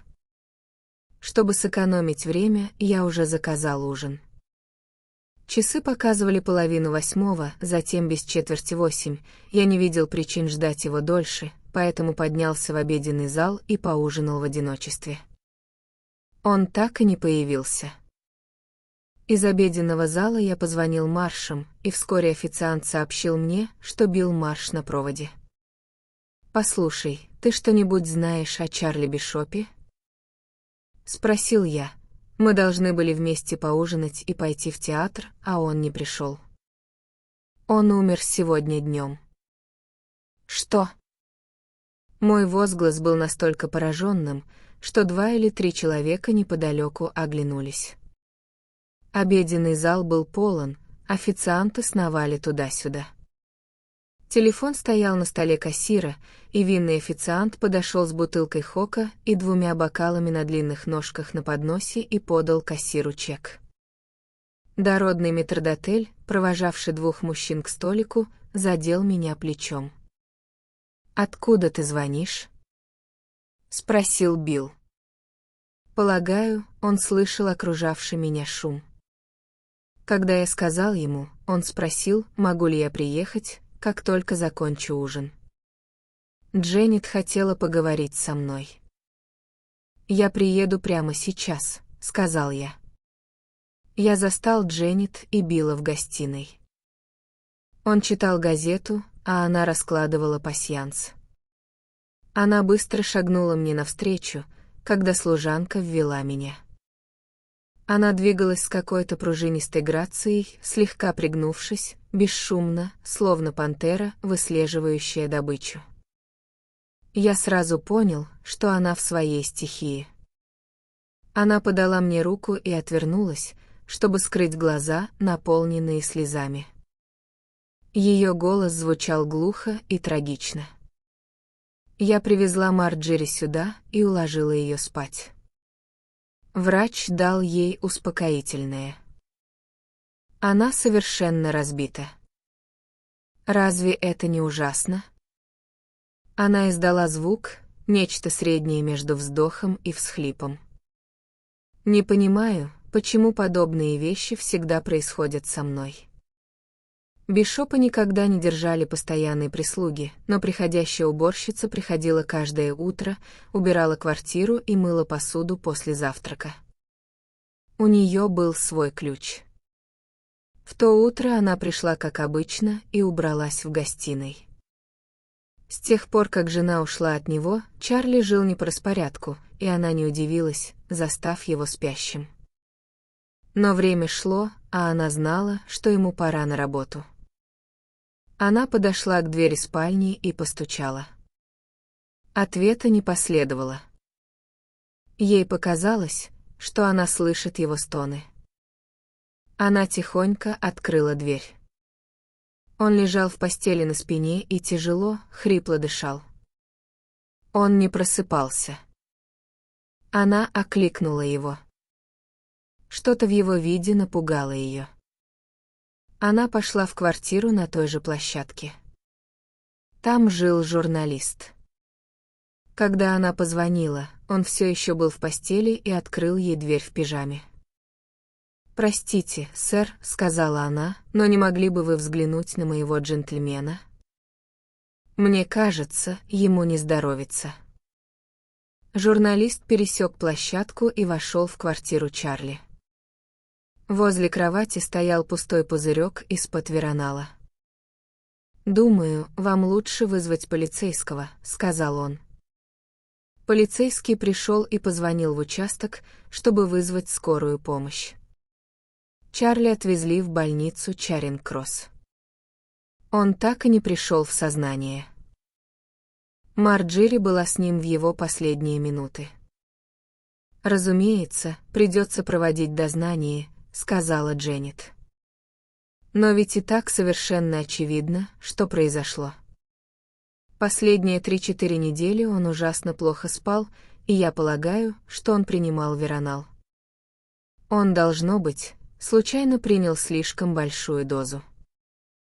«Марджери тоже так думает?» — спросил я. Она слишком расстроена, чтобы о чем-либо думать, но я сказала ей, что абсолютно уверена, он не совершал самоубийство. Я имею в виду, он был совсем не из таких людей. Я права, Билл? Да, дорогая, ответил он. Он оставил какое-нибудь письмо? Нет, ничего. Как ни странно, сегодня утром Марджери получила от него письмо, точнее, едва ли письмо, всего одну строчку. «Мне так одиноко без тебя, дорогая». Вот и все. Но, разумеется, это ничего не значит, и она обещала ничего не говорить об этом на дознании. Я имею в виду, зачем подавать людям лишние мысли? Все знают, что с Вероналом никогда нельзя быть уверенным, я бы сама ни за что на свете не стала его принимать, и это, совершенно очевидно, был несчастный случай. Я права, Билл? Да, дорогая, ответил он. Я видел, что Дженни твердо намерена верить, будто Чарли Бишоп не совершал самоубийство, но насколько в глубине души она верила в то, во что хотела верить, я не был достаточно сведущ в женской психологии, чтобы судить.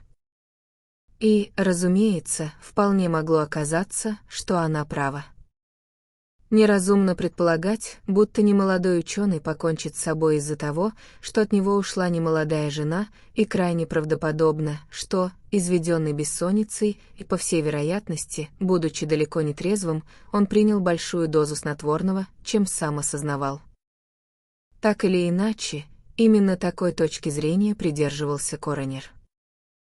Ему дали понять, что в последнее время Чарли Бишоп пристрастился к алкоголю, что и побудило его жену уйти от него, и было совершенно очевидно, что у него и в мысли не было сводить счеты с жизнью.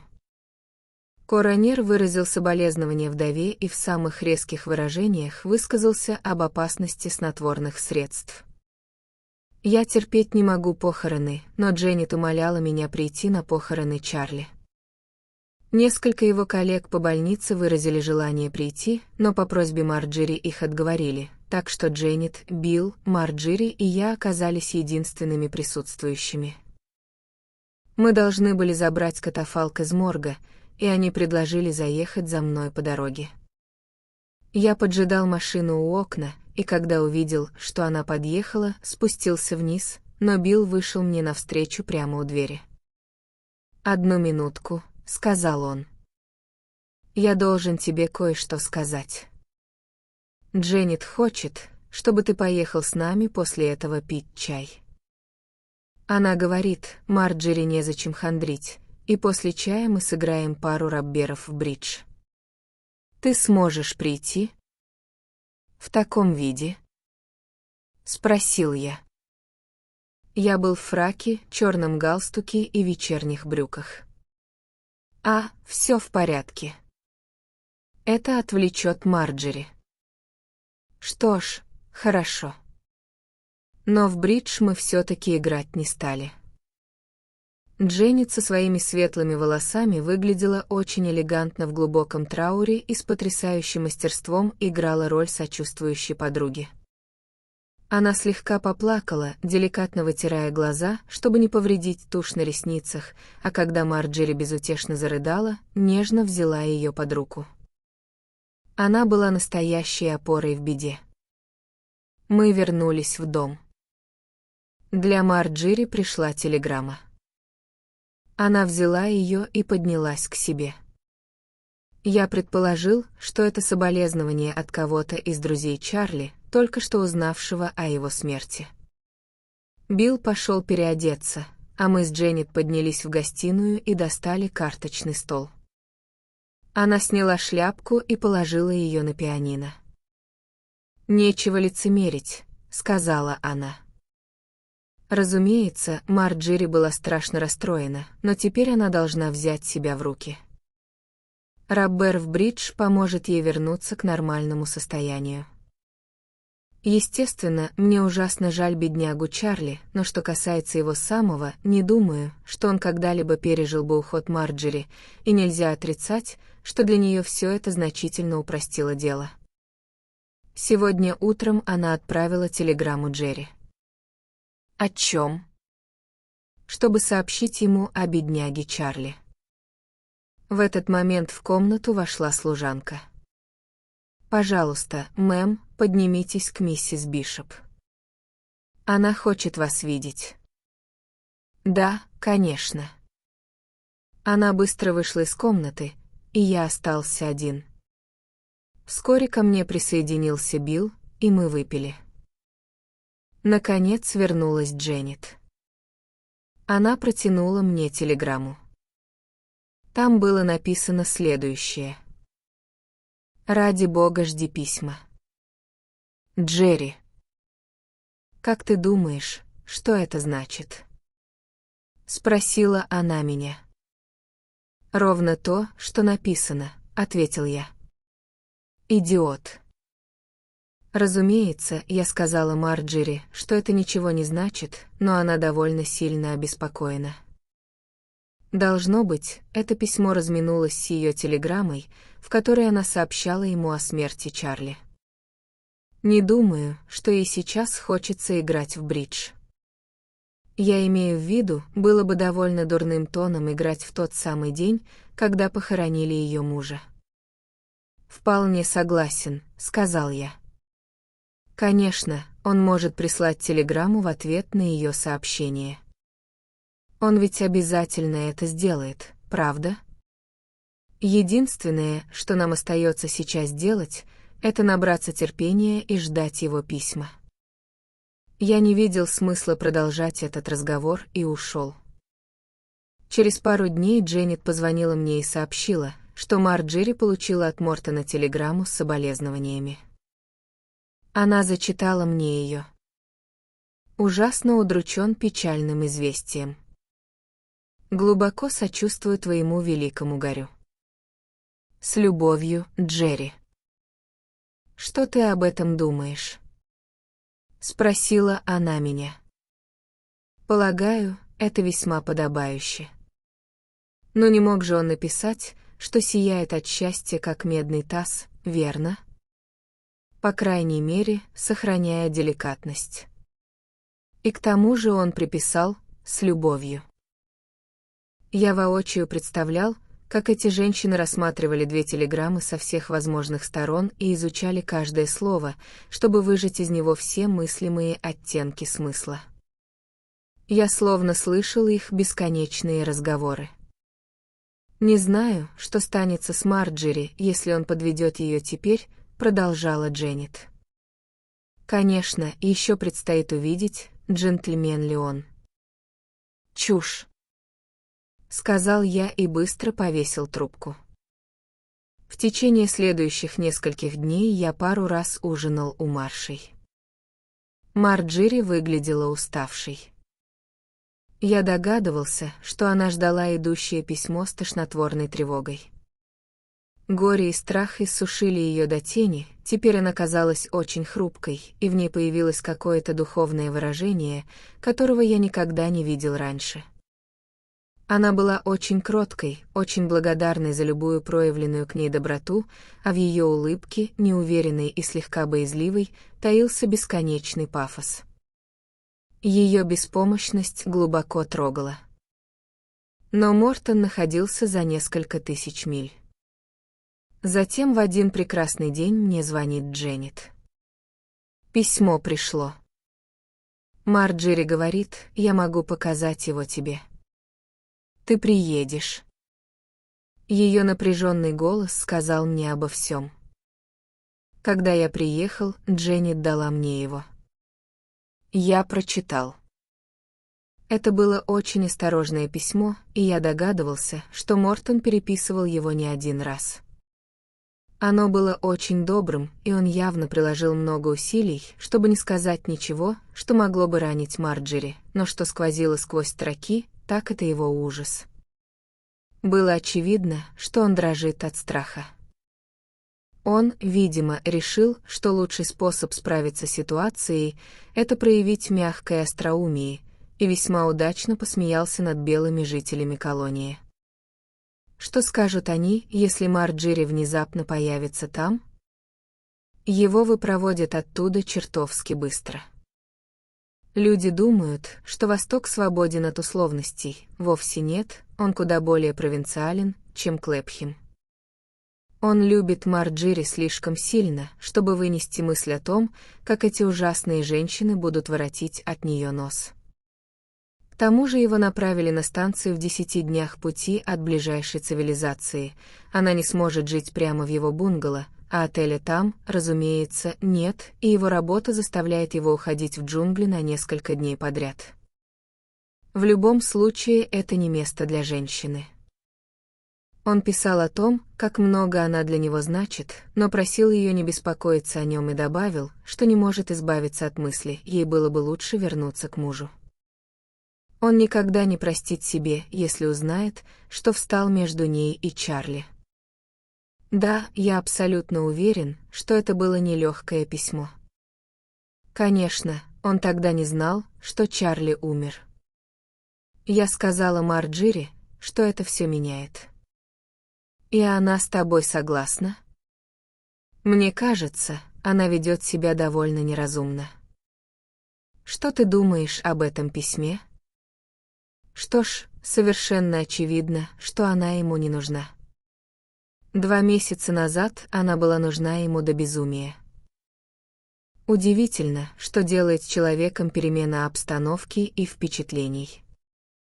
Ему уже, должно быть, кажется, будто прошел целый год с тех пор, как он уехал из Лондона. Он вернулся к своим старым друзьям и старым интересам. Дорогая моя, Марджери бесполезно тешить себя иллюзиями, тамошняя жизнь затянула его обратно, и места для нее там нет. Я посоветовала ей проигнорировать письмо и поехать прямо к нему. Надеюсь, у нее хватит благоразумия не подвергать себя жесточайшему отпору. Но что же тогда с ней станется? Это слишком жестоко. Она лучшая женщина на свете. В ней есть настоящая доброта. Смешно сказать, если подумать, именно ее доброта и стала причиной всех бед. Какого черта она просто не завела интрижку с Мортоном? Чарли бы ничего об этом не узнал и нисколько бы не пострадал. Она и Мортон отлично провели бы время, а когда он уехал, они расстались бы сознанием того, что приятный эпизод изящно завершился. Это осталось бы приятным воспоминанием, и она могла бы вернуться к Чарли удовлетворенной и отдохнувшей и продолжать быть ему прекрасной женой, какой была всегда. Дженнет поджала губы.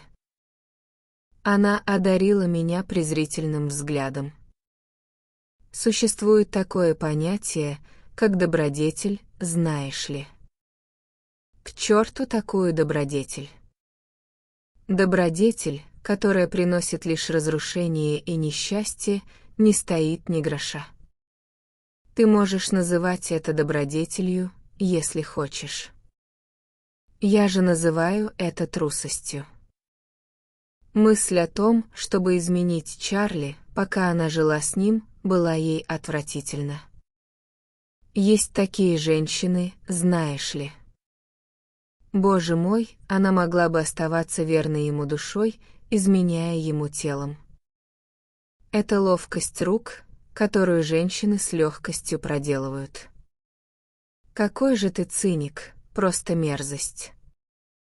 Если смотреть правде в глаза и проявлять здравый смысл в жизненных делах, это цинизм, тогда я, безусловно, циник и мерзавец, если тебе так угодно.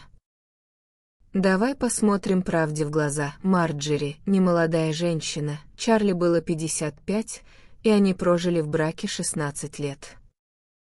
Вполне естественно, что она потеряла голову от молодого человека, который ухаживал за ней. Но не называй это любовью. Это была физиология. Она была дурой, приняв всерьез все, что он ей говорил. Говорил не он сам, а его изголодавшаяся страсть. Он страдал от сексуального голодания, по крайней мере, что касается белых женщин, в течение 4 лет. Просто чудовищно, что она пытается сломать ему жизнь, цепляясь за дикие обетования, которые он давал тогда. Это была случайность, что Марджери пришлась ему по вкусу. он хотел ее, а поскольку не мог получить, хотел еще сильнее. Допускаю, что он считал это любовью, поверь мне, это была обычная похоть. Если бы они легли в постель, Чарли был бы жив и по сей день. Вся эта беда произошла из-за ее проклятой добродетели. Как ты глуп. Разве ты не понимаешь, что она ничего не могла с собой поделать? Она просто не из тех легкомысленных женщин. Я предпочту распущенную женщину эгоистичной, а распутницу — дури. Ох, замолчи. Я звала тебя сюда вовсе не для того, чтобы ты вел себя совершенно отвратительно. А зачем ты меня позвала? Джерри, твой друг. Ты познакомил его с Марджери. Если она попала в переплет, то по его вине. Но главный виновник всей этой беды — ты.